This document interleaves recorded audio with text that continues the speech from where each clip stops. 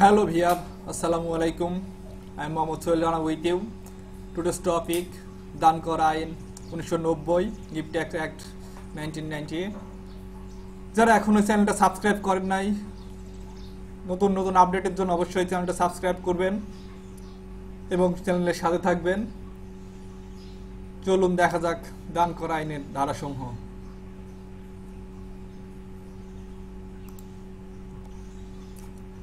দান করা আইন 1990 ধারাসমূহ।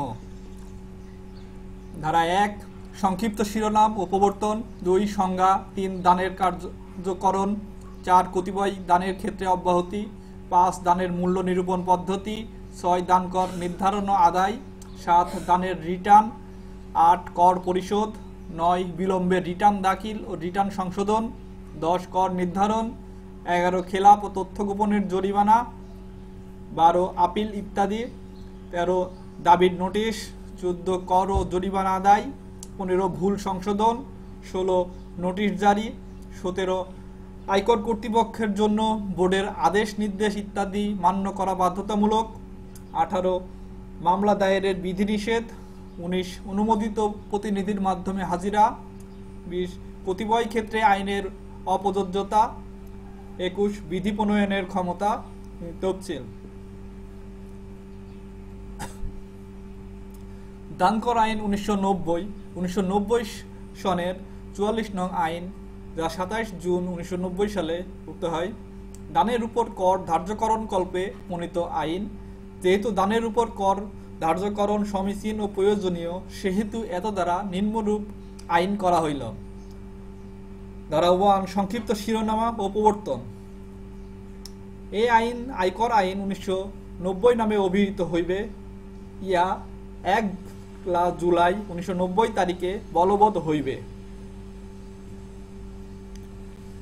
ধারা 2 সংজ্ঞা। 1 বিষয় বা প্রসঙ্গে পরিপন্থী কিছু না থাকলে এই আইনে ক আপিলার ট্রাইব্যুনাল অর্থ আয়কর অধ্যাদেশের অধীন গঠিত ট্যাক্সেস অ্যাপিলেট ট্রাইব্যুনাল, আয়কর অধ্যাদেশ অর্থ ইনকাম ট্যাক্স অর্ডিন্যান্স 1984, উপকর কমিশনার অর্থ আয়কর অধ্যাদেশে উল্লেখিত ডেপুটি কমিশনার অফ ট্যাক্সেস, কর আদায় কর্মকর্তা অর্থ আয়কর অধ্যাদেশে উল্লেখিত ট্যাক্স রিকভারি অফিসার, করদাতা বলিতে যাহা দ্বারা দান কর প্রদেয় হয় বা যাহার সম্পর্কে দান কর ধার্য করিবার উদ্দেশ্যে এই আইনের অধীন কোনো কার্যধারা গ্রহণ করা হয় বা হইতে পারে তাহাকে বুঝাইবে। দান বলিতে এক ব্যক্তি কর্তৃক অন্য কোনো ব্যক্তিকে স্বেচ্ছায় অর্থ বা অর্থমূল্যের প্রতিলাভ ছাড়া কোনো স্থাবর বা অস্থাবর সম্পত্তি হস্তান্তর বুঝাইবে। পরিদর্শী যুগ্ম কর কমিশনার অর্থ আয়কর অধ্যাদেশের উল্লেখিত respecting joint commissioner of taxes. বিধি অর্থ এই আইনের অধীনে প্রণীত বিধি। 2 এই আইনে ব্যবহৃত হইয়াছে অথচ সংজ্ঞায়িত হয় নাই এবং আয়কর অধ্যাদেশে সংজ্ঞায়িত হইয়াছে এইরূপ শব্দ বা অভিব্যক্তির অর্থ আয়কর অধ্যাদেশ উহাকে প্রদত্ত অর্থের অনুরূপ হইবে। ধারা 3 দান কর কার্যকর।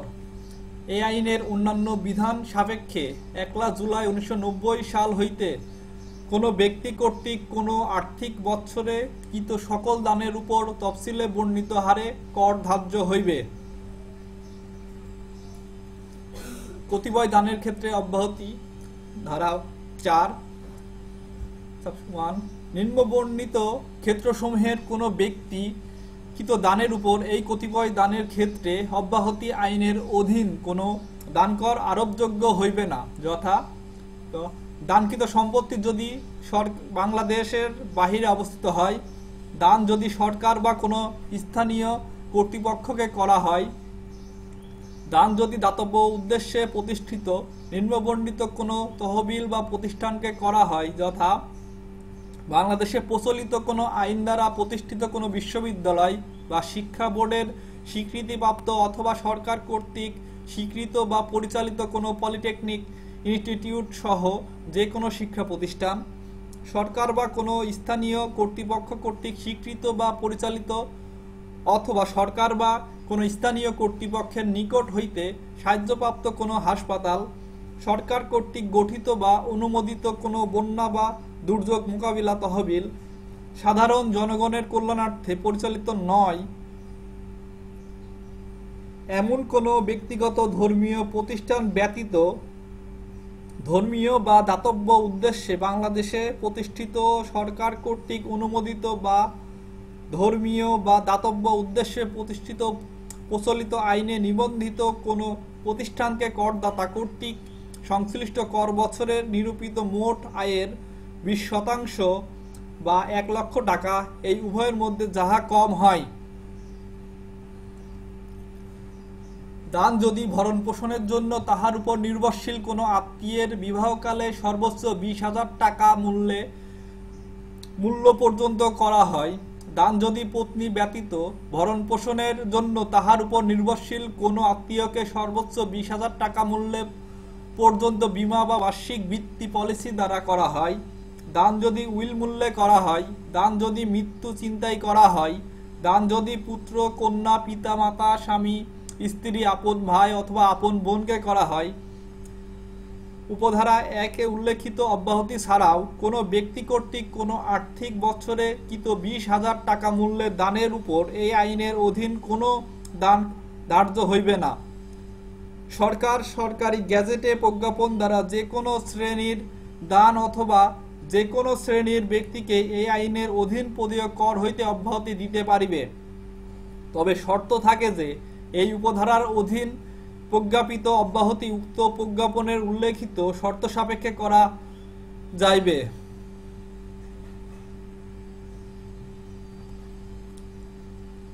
ধারা 5 দানের মূল্য নিরূপণ পদ্ধতি।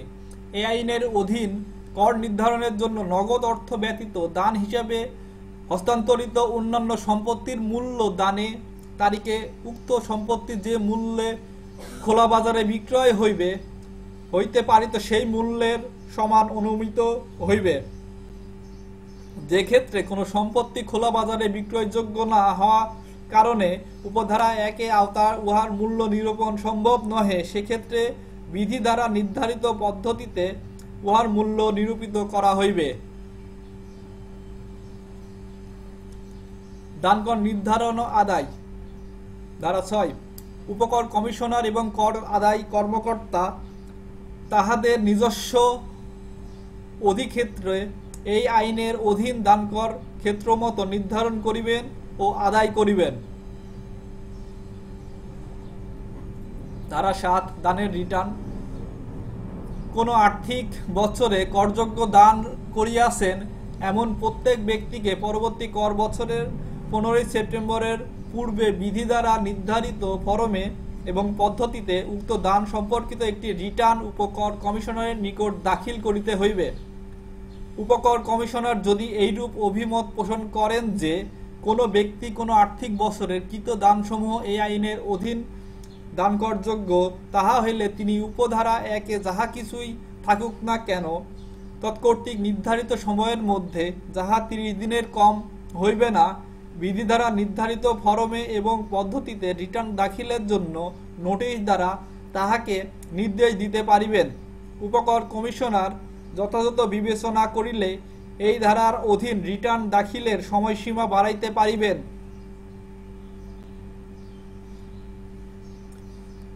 ধারা 8 কর পরিশোধ। এই ধারা 7 এর অধীন যে সকল ব্যক্তি রিটার্ন দাখিল করেন তাহারা রিটার্ন দাখিলের তারিখে অর্থাৎ তৎপূর্বে রিটার্নের ভিত্তিতে কর পরিশোধ করিবেন। যদি কোনো ব্যক্তি উপযুক্ত কারণ ব্যতি রেখে উপধারা 1 এর অধীন কর পরিশোধ করিতে ব্যর্থ হন, তাহা হইলে তিনি খেলাপকারী করদাতা বলিয়া গণ্য হইবেন। ধারা 9 বিলম্বে রিটার্ন দাখিল এবং রিটার্ন সংশোধন।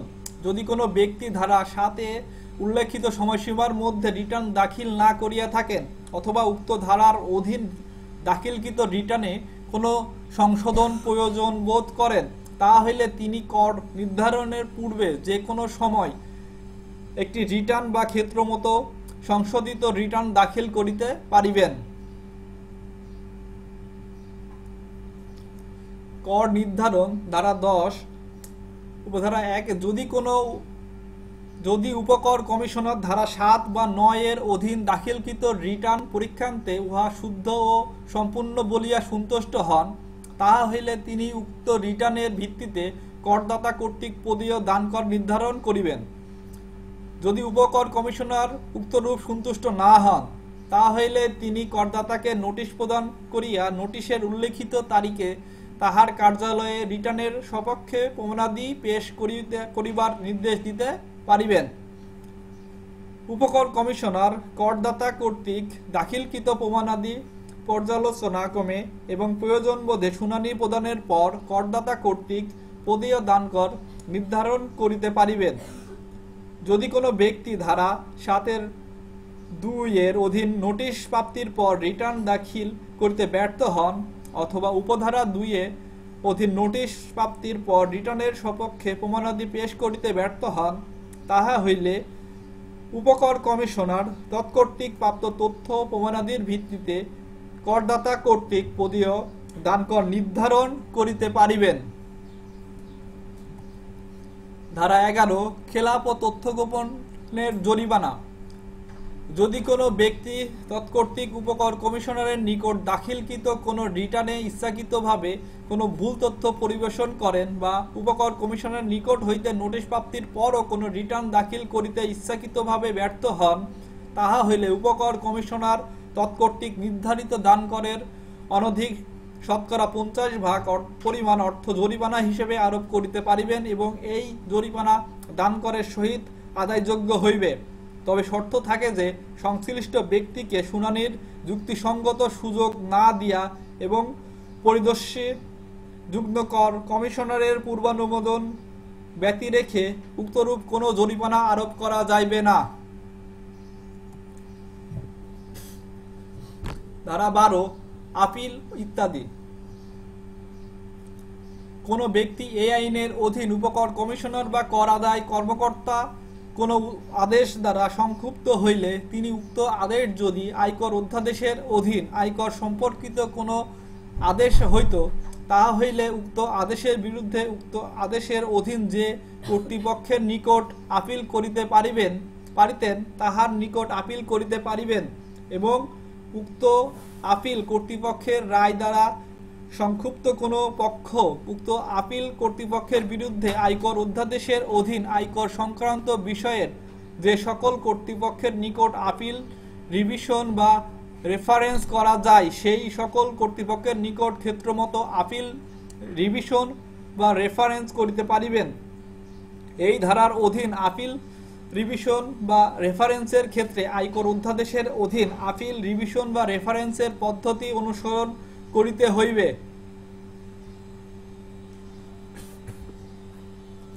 দাবির নোটিশ। ধারা ১৩ এই আইনের অধীন কোনো দানকর বা জরিমানা পদেয় হইলে উপকর কমিশনার উহা প্রদানের জন্য করদাতাকে পদেয় কর বা জরিমানা এবং উহা পরিশোধের সময় জানাইয়া বিধি দ্বারা নির্ধারিত ফরমে দাবির নোটিশ প্রদান করিতে পারিবে।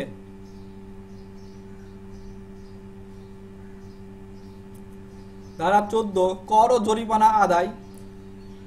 ধারা ১৩ এর অধীন প্রদত্ত দাবির নোটিশে উল্লেখিত পদেয় দানকর বা জরিমানা উহাতে নির্ধারিত সময়ের মধ্যে পরিশোধ করিতে হইবে এবং যদি উহা উক্ত সময়ের মধ্যে পরিশোধ না করা হয়, তাহা হইলে করদায় খেলাপকারী করদাতা বলিয়া গণ্য হইবে। এই ধারায় যাহা কিছুই থাকুক না কেন, কোনো করদাতা ধারা ১২ এর অধীন কোনো আপিল দায়ের করিয়া থাকিলে উপকর কমিশনার স্বইচ্ছায় বা আবেদনক্রমে উক্ত আপিল নিষ্পত্তি না হওয়া পর্যন্ত করদাতাকে খেলাপকারী বলিয়া গণ্য না করিতে পারিবেন। ধারা ১৩ এর অধীন উল্লেখিত দানকর বা জরিমানা পরিশোধের জন্য নির্ধারিত সময়ের মধ্যে পরিশোধ না করা হইলে উহা আয়কর অধ্যাদেশের অধীন আদায়যোগ্য বকেয়া আয়কর বলিয়া গণ্য হইবে এবং তদনুযায়ী আদায়যোগ্য হইবে। ভুল সংশোধন। ধারা ১৫ উপকর কমিশনার বা দানকর সংক্রান্ত আপিল বা রিভিশন শ্রবণকারী কোনো কর্তৃপক্ষ তৎকর্তৃক প্রদত্ত কোনো আদেশ প্রদানের তারিখ হইতে ২ বছরের মধ্যে যে কোনো সময় উক্ত আদেশ স্পষ্টত প্রতীয়মান কোনো ভুল সংশোধন করিতে পারিবেন। তবে শর্ত থাকে যে করদাতাকে শুনানির যুক্তিসঙ্গত সুযোগ না দিয়া দানকর বা জরিমানার পরিমাণ বর্ধিত করিয়া কোনো সংশোধন করা যাইবে না। নোটিশ জারি ধারা 16 এই আইনের অধীন কোনো নোটিশ আয়কর অধ্যাদেশের অধীন কোনো নোটিশ যেভাবে জারি করা হয় সেইভাবে জারি করা হইবে।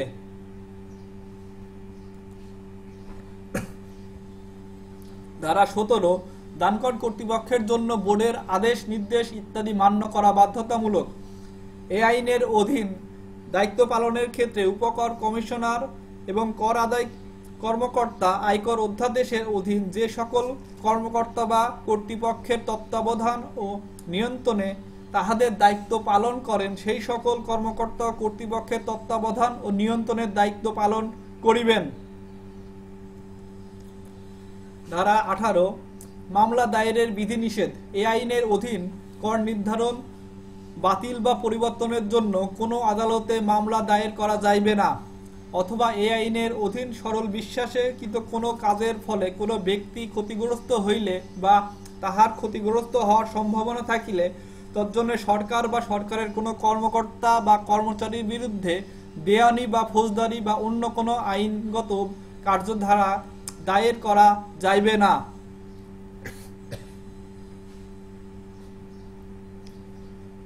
অনুমোদিত প্রতিনিধির মাধ্যমে হাজিরা ধারা 19 সশরীরে হাজির হওয়ার জন্য তলবপ্রাপ্ত না হইলে এই আইনের অধীন কোনো কার্যধারা বা তদন্ত উপলক্ষে কোনো উপকর কমিশনার বা দানকর সংক্রান্ত কোনো আপিল বা রিভিশন শুনানির ক্ষমতাপ্রাপ্ত কোনো কর্তৃপক্ষের সপক্ষে হাজির হইবার জন্য তলবপ্রাপ্ত কোনো ব্যক্তি তাহার নিকট হইতে এতদুদ্দেশ্যে লিখিতভাবে ক্ষমতাপ্রাপ্ত কোনো ব্যক্তির মাধ্যমে হাজির হইতে পারিবেন।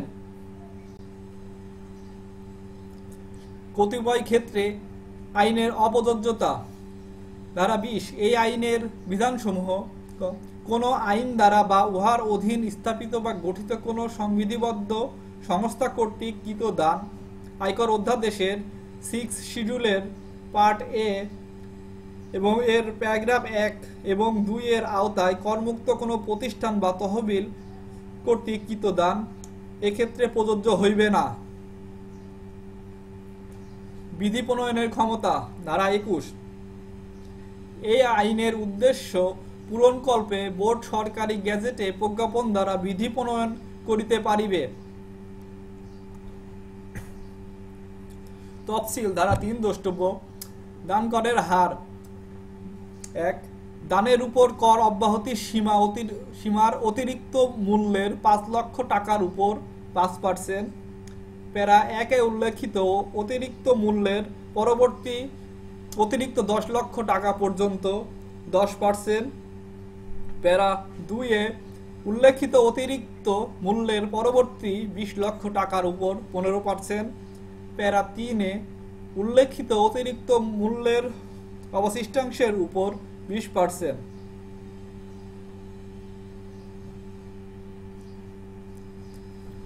Thanks for watching. Please subscribe this channel, like and share this video, provide your valuable comment and like our Facebook page. অবশ্যই আপনারা চ্যানেলটা সাবস্ক্রাইব করবেন নতুন নতুন আপডেটের জন্য এবং আপনাদের মূল্যবান মতামত প্রদান করবেন। ধন্যবাদ।